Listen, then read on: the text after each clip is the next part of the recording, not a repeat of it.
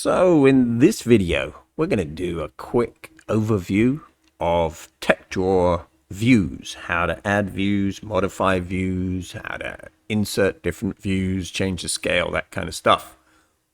Before we do that, I'm going to quickly show you which version of FreeCAD I'm using. It's 1.0.2, and this version continues to get better as we go along.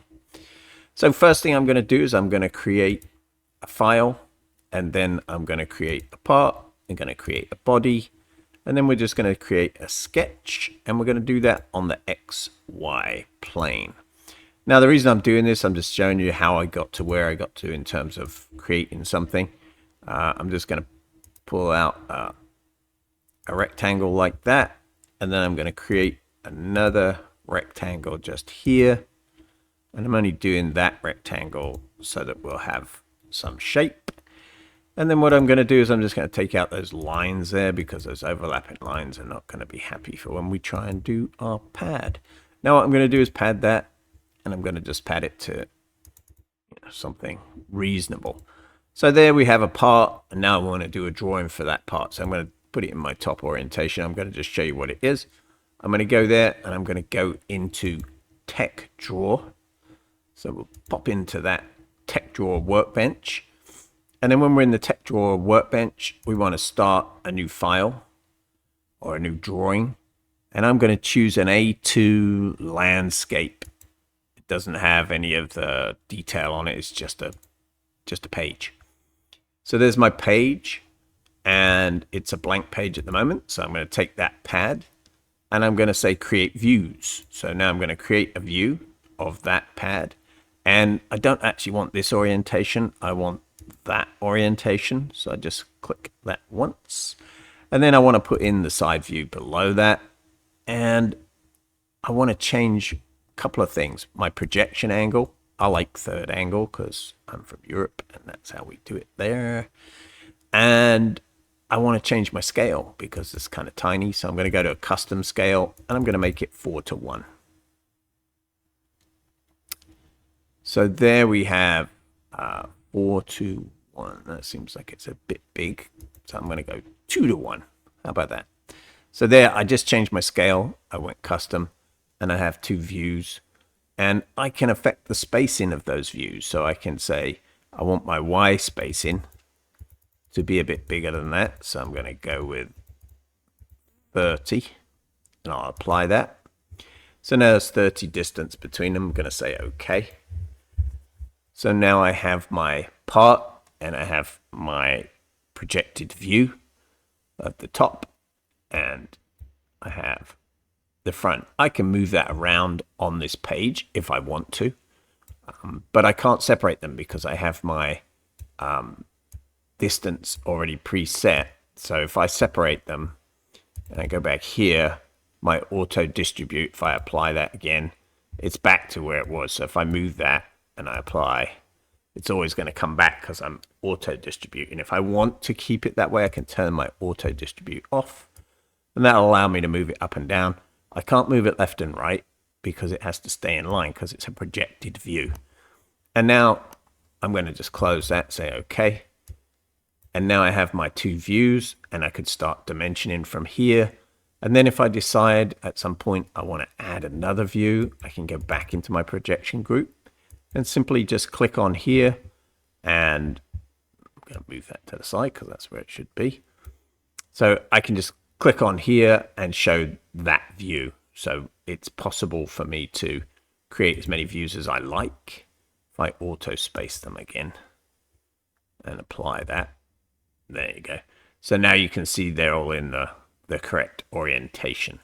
So I can add views, I can take views off, I can do what I like from here. I can change the way that they're distributed. I can change the way that the main view looks. I can change the scale, and I can just keep going back to there whenever I want to do that. Now, another thing I can do, if I want to, I could say, let me do this. I'm going to make a detailed view of this part. So I'm going to go to my detail view. Mine's hidden at the moment. You see it's over here behind this little arrow. So if you go behind that arrow and click that detail view, now it's going to insert that detail view. I'm going to just move that off to the side. Of course, the detail view, I want it to be scaled up because the whole point of detailing it is to have it be a bit bigger.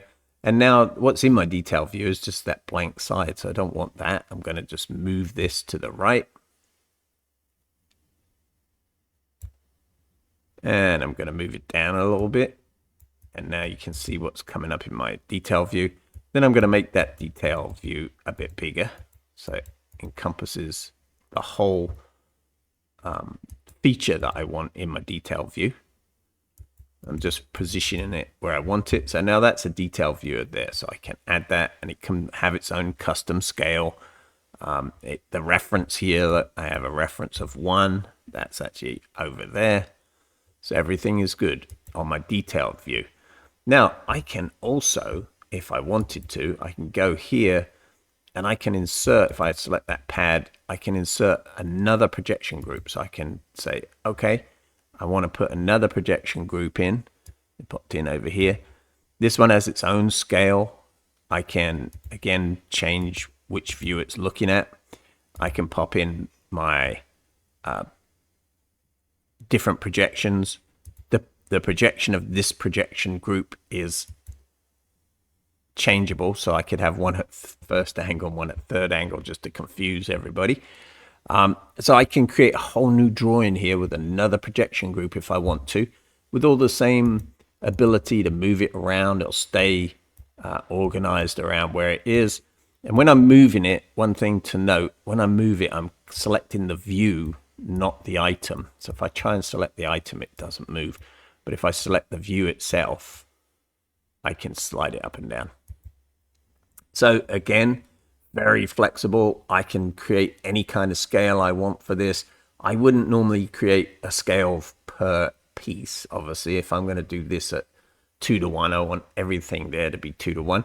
And then I would add in this detail. I'd just say that that is a 4:1 detail of this. And I'd usually put a line out here that says, hey, this is what we're looking at. And detailing is a good way to take features and be able to add the dimensions for there. So as you can see, TechDraw has come a long way. It's a very, very good way to create drawings. Unfortunately, I don't create that many drawings. I love creating drawings. I actually come from a background of drafting. So I enjoy creating drawings. I enjoy trying to communicate what my part looks like. But for the most part, I'm 3D printing or using CNC where I don't really need a drawing to work from. When I do need a drawing, and when I've actually shared drawings with people where I've tried to communicate, hey, this is the part, TechDraw is a great way to do it. And it keeps you on point because it keeps everything nice and organized. And of course, you can turn off these view boxes and all of that when you're printing it and sending it to other people. I mostly print to PDF, not actually to physical paper either. So very rare for me to print something out and have a picture of it with all the dimensions on it. So hopefully that helps as a way to modify and insert views and create different views of your part and to spread them, distribute them across the page and to change scale, etc. If you've enjoyed the video, give it a thumbs up. If you haven't already, subscribe to the channel because there's loads more stuff coming. I'm trying to do several of these shorter videos that you can use as a reference when you come to do a tech drawing and you've forgotten what to do. You can just jump in and take a quick look and you'll see exactly how to do it. If you would like to join us on Reddit, there's the subreddit. You saw that at the beginning of this video and you'll see it again at the end. And we have several people, I think almost 300 people on that subreddit now. Would love for other people to provide input and give your ideas and comments there. You can always leave comments on this video. You can join us on Patreon and you can talk to me there and other patrons. You can also, if you just want to buy me a coffee, I would love that. And if you want to join us on YouTube channel, you can certainly join the channel here as well. So thanks for everything. I look forward to making the next video.